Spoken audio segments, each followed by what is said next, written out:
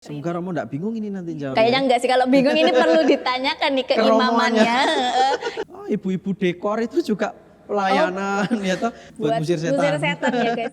Hai Sobat Katolik, kembali lagi bersama Alma di Dikaplok. Harus gitu ya? Iya harus gitu kan, Dikaplok. Nah masih sama Romo Dimas nih, kita mau melanjutkan dari episode sebelumnya ya, karena masih banyak banget FAQ, pertanyaan-pertanyaan yang masih belum terjawab. Kita langsung masuk ke pertanyaan yang pertama. Ujian kedua, Kuliah kedua teologi. Abis nonton Dikaplok langsung jadi Romo nih. Oke. Seputar pernikahan nih Romo. Di Katolik itu dengar-dengar ada pernikahan bisa menikah yang tidak sakramen. Itu maksudnya apa Romo? menikah Katolik tapi tidak sakramen. Oh iya iya. Atau gimana pertanyaannya itu maksudnya? Bentar. Katanya bisa menikah tapi tidak sakramen, itu maksudnya bagaimana iya. gitu?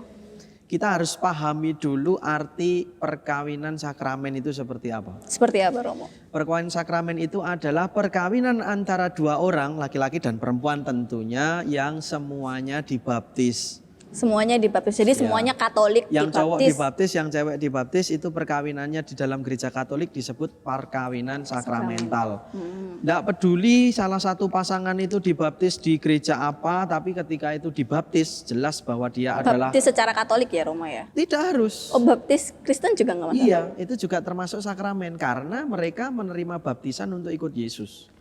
Oh, saya pikir selama ini tuh Meskipun ya baptis. baptisan itu kan menurut pandangan menurut gereja Katolik itu beda-beda. Ada yang dari gereja Kristen Protestan apa baptisannya itu sama rumusannya dengan gereja Katolik, maka ketika dia mau jadi Katolik enggak usah baptis lagi. Tapi ada yang baptisannya itu rumusannya beda dengan gereja Katolik, forma materi atau apa yang diucapkan oleh si pembaptis dan materinya itu beda, lalu harus baptis lagi kalau mau jadi Katolik. Itu kan di luar itu, pokoknya dikatakan bahwa dia dibaptis, menikah di gereja Katolik dengan salah satu pasangan dibaptis Katolik, maka itu sakramen. Oke. Meskipun perkawinan beda gereja, itu juga membutuhkan izin dari uskup. Oh, tetap ada izin dari Tetap uskup. ada izin dari uskup. Tapi tetap itu sakramen hitungannya ya. Jadi Sakramen. gereja Kristen kalau dia dibaptis, saya dibaptis, menikah nggak apa-apa ya. Menikah di gereja Katolik itu sakramen. Oke. Yang bukan sakramen tadi adalah perkawinan antara dua orang, laki-laki dan perempuan tentunya, yang satu dibaptis Katolik, yang satu bukan Katolik atau Kristen, tidak dibaptis. Menikahnya tapi di dalam gereja Katolik. Selama ini kita dengar ada istilah, oh itu perkawinannya sakramen, oh itu pemberkatan nikah gitu kan, pemberkatan. Nah, tapi itu ada syarat-syaratnya sebenarnya untuk perkawinan yang macam itu. Menikah beda gereja, artinya dari gereja Katolik dan gereja lain, Protestan, itu butuh izin. Apalagi perkawinan beda agama. Yang satu Katolik dibaptis, yang satu bukan. Itu butuh yang namanya dispensasi dari uskup. Uskup mengeluarkan surat yang menyatakan bahwa perkawinan, karena beda agama itu adalah halangan perkawinan. Jadi halangan itu harus dihilangkan atau dianggap Dinetralkan gitu kali ya. Berarti akhirnya diizinkan untuk menikah dengan surat dispensasi namanya. Nah, ketika uskup sudah mengeluarkan itu, perkawinan boleh dilangsungkan di gereja Katolik. Tapi yang satu tetap Katolik dan yang satu tidak dibaptis menjadi Katolik. Cuman ada syaratnya ini.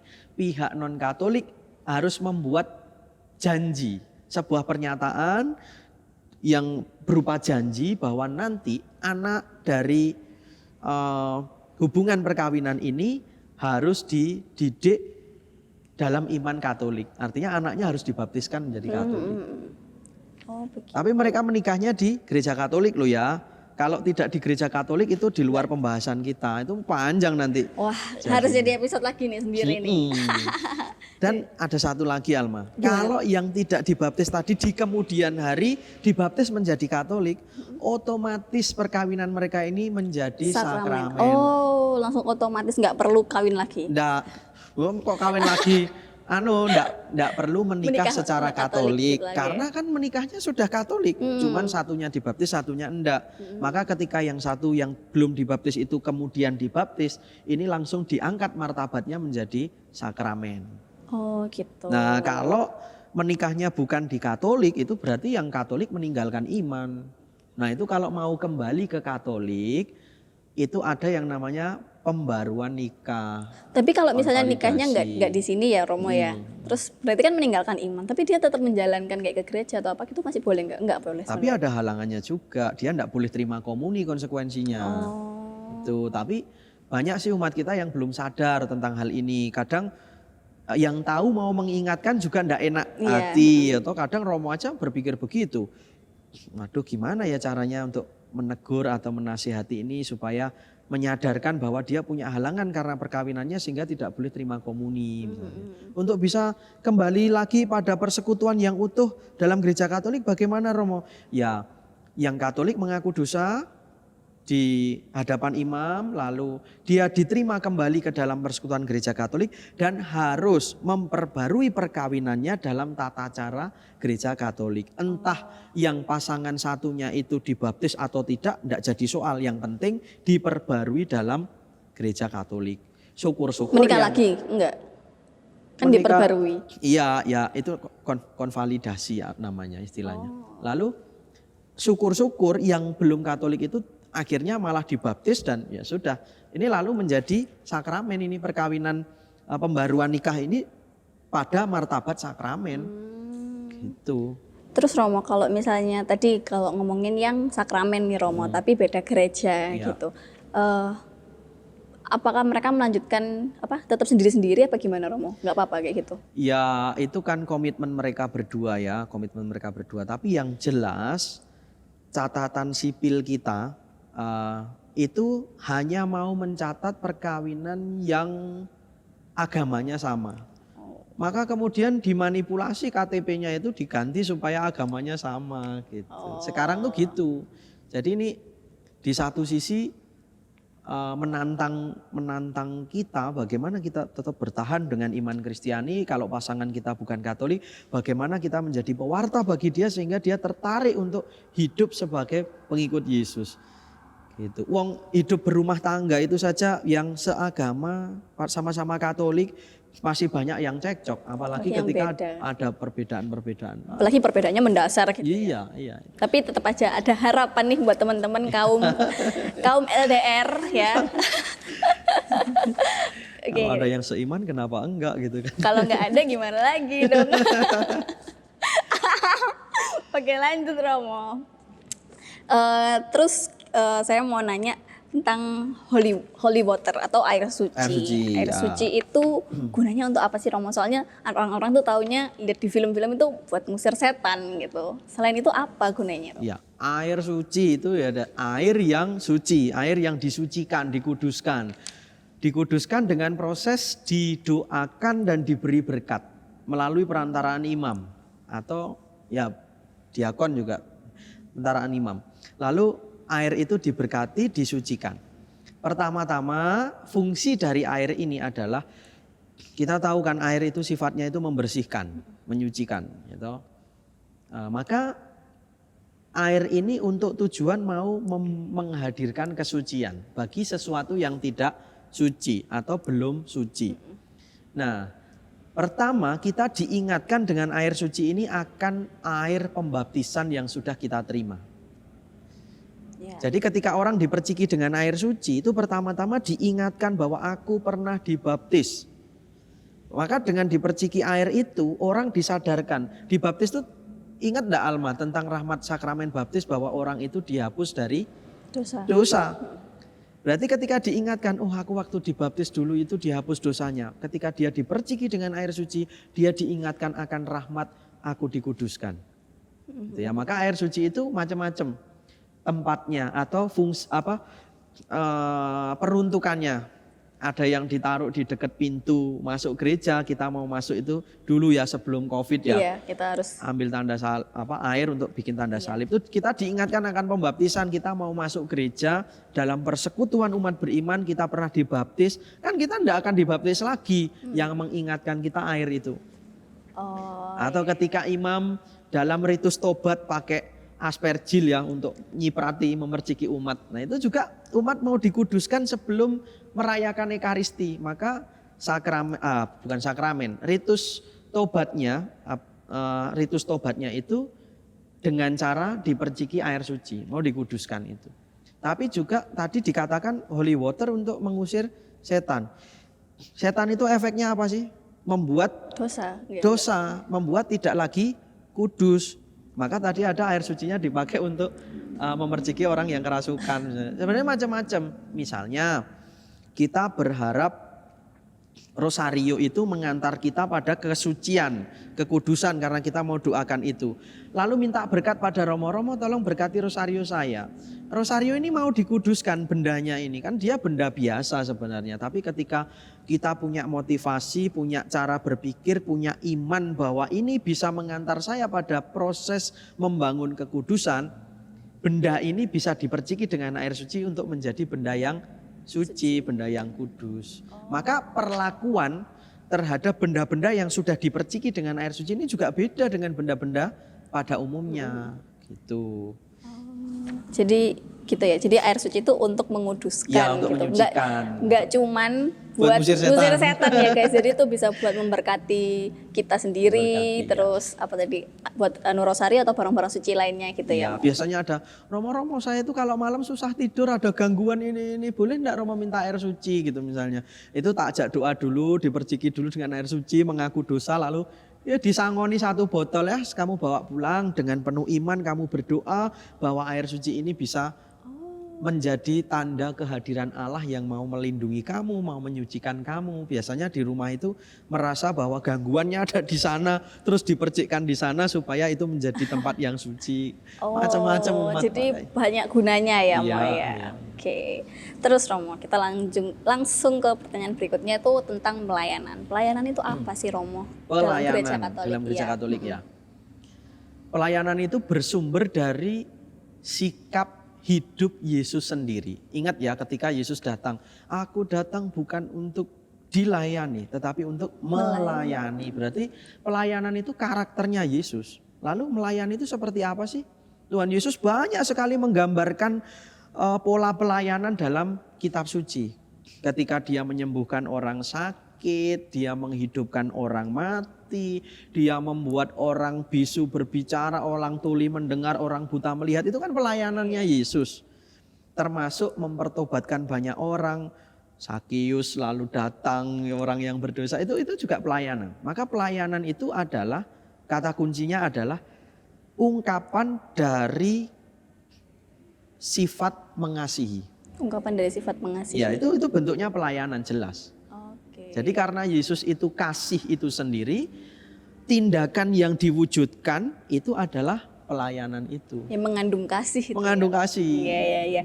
Nah tapi tadi kan Tuhan Yesus itu bentuk melayaninya dengan menyembuhkan orang sakit, membangkitkan orang mati. Tapi kan kita sebagai orang awam nggak bisa tuh Romo kayak gitu. Ya. Nah bentuk pelayanan yang bisa kita lakukan nih Romo sebagai orang awam dan sebagai orang Katolik itu kayak gimana? Oke. Gereja Katolik itu punya perhatian yang begitu besar terhadap kaum yang lemah, miskin, tersingkir, difabel dan lain sebagainya. Kita punya gerakan-gerakan sosial gerejawi macam itu. Itu juga pelayanan kan, praktis kan. Oh iya. Nah ada lagi, gini Sobat Katolik dan juga Alma. Kita kenal ada panca tugas gereja, 5 tugas gereja. Ingat apa saja? Ya pokoknya ada melayani. Ya, liturgi atau peribadatan, lalu ada pewartaan, atau lalu ada pengajaran, ada kesaksian dan ada diakonia atau pelayanan itu. Maka pelayanan ini juga harus masuk ke dalam 4 bidang yang lain. Bisa dalam liturgi, bisa dalam kesaksian, bisa dalam pewartaan. Ya toh? Dalam liturgi contohnya Alma pernah jadi lektor enggak? Pernah. Pernah jadi pemasmur enggak? Pernah. Pernah ikut kerja bakti di gereja sebelum misa? Pernah. Nah itu kan juga pelayanan. Karena kasih kita kepada Allah dan kepada umat Allah sesama anggota gereja kita mau membantu mereka untuk bisa merasakan kehadiran Allah lewat liturgi misalnya, itu juga pelayanan.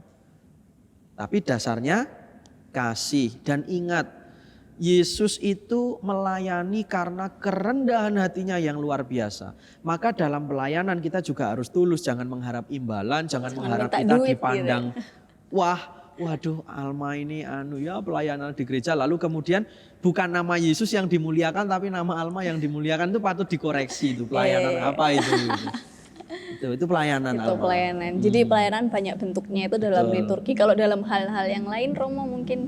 Dalam hal yang lain misalnya contoh lain pelayanan itu ibu-ibu dekor itu juga pelayanan ya toh. Lalu kita di dalam terlibat di dewan pastoral itu kan juga pelayanan. Pokoknya intinya aku dengan cinta kasih yang kumiliki juga berangkat dari cinta kasih Kristus yang dicurahkan kepadaku. Aku ingin mewujudkan itu untuk membantu, menolong sesama, hadir bagi sesama, membuat sesama itu hidup dalam kebahagiaan, damai, sukacita, mengalami Yesus sendiri. Itulah pelayanan. Maka bentuknya apapun bisa bentuknya, pokok intinya kayak gitu, intinya itu pelayanan. Buat teman-teman pelayanannya apa nih? Komen di bawah ya. Pernah jadi lektor enggak? Pernah jadi mazmur enggak? Menjadi pastor, menjadi imam itu juga pelayanan. Komen guys. Oke. Oke, terus kita akan masuk ke pertanyaan selanjutnya. Nah, ini nih. Di Katolik itu ada konsep aurat enggak sih, Mo? Aurat? Iya. Oh, iya tahu yang dimaksud. Iya. Oke. Kamu Alman dengar kata aurat itu dari mana? Dari teman-teman kita yang beragama Muslim. Nah ini aurat itu pertama-tama kalau yang kita dapat sekarang ini yang pemahaman yang beredar di sekeliling hidup kita itu dari saudara-saudari kita yang Muslim, karena mau tidak mau Muslim itu kan mayoritas, jadi itu mempengaruhi juga pola berpikir masyarakat kan. Tapi dalam gereja Katolik sendiri tidak ada sih yang secara khusus membahas tentang aurat. Romo enggak terlalu paham ya konsep aurat dalam dunia saudara-saudari kita yang Muslim, tapi yang Romo tahu menutup rambut, kepala, telinga, biasanya makanya mereka pakai hijab, lalu menutup kaki itu sampai di mata kaki, menutup ini sampai di pergelangan tangan, bahkan kalau ada yang sampai pakai itu. Intinya apa sih? Aurat itu supaya apa gitu. Nah kalau saudara-saudari kita yang Muslim kan juga punya maksud, yaitu menghindari pandangan yang penuh nafsu misalnya dari kaum laki-laki kepada kaum perempuan, dan sebaliknya. Kalau laki-laki itu dalam Muslim itu masih lebih longgar daripada yang perempuan, tidak harus pakai hijab juga. Intinya bagaimana kondisi fisik tubuh laki-laki maupun perempuan itu tidak saling menimbulkan hawa nafsu. Karena hawa nafsu itu yang mengantar kita pada dosa. Kita pegang saja prinsip itu untuk tadi kalau Alma di Katolik itu ada enggak sih gitu. Iya. Ya kita tahu batas saja, batas kepantasan, kewajaran. Kalau ke gereja ya jangan pakai rok mini, jangan pakai you can see misalnya. Lalu jangan yang sampai ya kelihatan yang menimbulkan lawan jenis itu lalu punya pandangan yang penuh gairah, nafsu, lalu menghadirkan dosa. Karena ingatkan ketika kita dalam Yesus sudah menerangkan itu berzina masih di dalam pikiran itu juga sudah dosa gitu loh.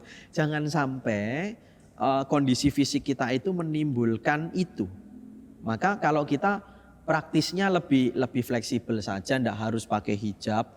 Tapi yang penting kita menghindari pandangan negatif atau hawa nafsu yang mengantar pada dosa percabulan terutama dalam hal ini. Itu. Jadi intinya kalau teman-teman atau saudara-saudara kita yang Muslim itu kan ada aturannya, ada ajarannya sudah pasti dan bentuk kewajiban yang harus mereka jalankan gitu. Tapi kalau di Katolik memang tidak ada ajarannya, cuman itu balik lagi ke kesadaran diri kita masing-masing, terus kayak mengutamakan norma kesopanan gitu kali ya. Betul kan itu kan ada di tataran pikiran juga ya. Kayak di Papua misalnya waktu misa ada tarian persembahan yang enggak pakai pakaian itu, padahal perempuan, lalu yang laki-laki hanya pakai koteka misalnya. Ya kalau bagi mereka itu hal biasa, tidak mendatangkan nafsu yang mengantar pada dosa, tidak mendatangkan pikiran cabul dan perjinahan dalam hati, kan enggak. Maka ya itu enggak jadi soal. Jadi harus dikembalikan pada pola berpikirnya itu nanti menimbulkan dosa atau tidak selama gitu. Kalau iya ya dihindarilah, kita harus tutup, kita harus bisa dipahami. Iya. Nah, terus masih berkaitan sama saudari-saudari kita yang muslim, ada nih pertanyaan yang menanyakan itu di agama Katolik ada nggak sih hafalan kayak tahfidz Quran gitu? Oh, kalau mereka itu ada sudah khatam Al-Quran itu berarti kan sudah hafal itu ya. Kalau di Katolik gimana Mo? Kita bersyukur bahwa kitab suci kita itu diterjemahkan ke dalam bahasa kita setiap hari. Bahasa Indonesia, bahkan ada bahasa Jawa juga. Kitab suci di Batak juga ada yang dibahasakan dalam bahasa Batak. Bahkan ada kitab suci bahasa Madura juga, membantu kita untuk memahami. Jadi pertama-tama yang mau kita capai itu adalah pemahamannya, bukan soal hafalan. Hafal belum tentu paham, ya toh. Tapi lebih baik orang tidak hafal tapi paham. Kita yang mau dicapai itu pemahaman. Tidak apa-apa kok kita baca kitab suci tidak harus hafal. Tapi selebihnya bagaimana kita menghayati itu, lalu melaksanakannya dalam kehidupan kita setiap hari, jauh lebih baik dibandingkan kita hafal kitab suci mulai dari Kejadian sampai Wahyu, hafal mati tulisannya, tapi kalau suruh mempraktekkan tidak iso. Nah itu kan lebih, kualitasnya lebih bagus yang mana. Saya bukan mau membandingkan dengan saudara-saudara yang muslim loh ya. Kita mau membangun itu saja bagi gereja kita.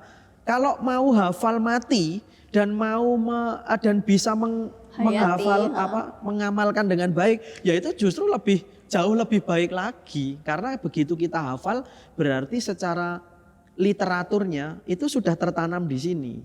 Tinggal bagaimana kita melaksanakan gitu. Jadi hafalan dan amalan itu kalau bagi gereja kita itu lebih penting amalan, lebih penting penghayatan dan pelaksanaannya. Tapi kalau kamu mau menghafal kitab suci dari Kejadian sampai Wahyu ya oke. Juga nggak apa-apa ya Mo ya. Tapi bisa apa enggak? Kayaknya sih nggak mampu sih saya. Romo sendiri bisa nggak? Romo yang sudah membaca kitab suci full mulai dari Kejadian sampai Wahyu sekarang ini sudah habis 5 kali kitab suci. Udah khatam 5 kali ini. Tapi itu lu enggak hafal-hafal.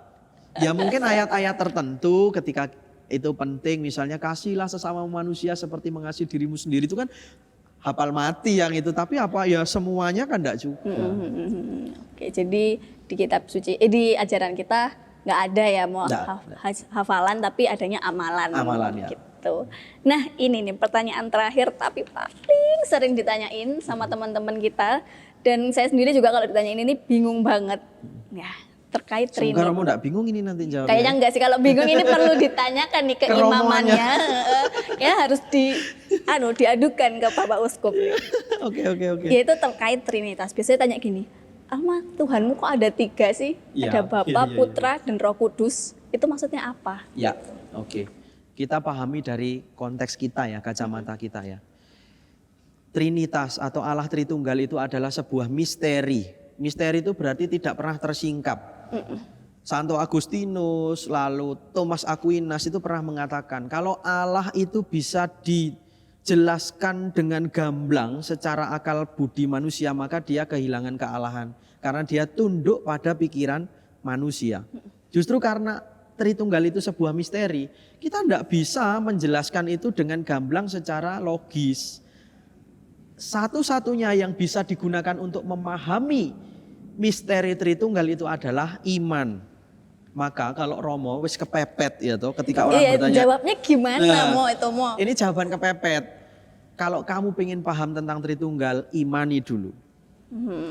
Tapi memang kadang orang beriman itu karena dituntun dengan sebuah pengetahuan. Kita bisa menjelaskan tentang pengetahuan Allah Tritunggal.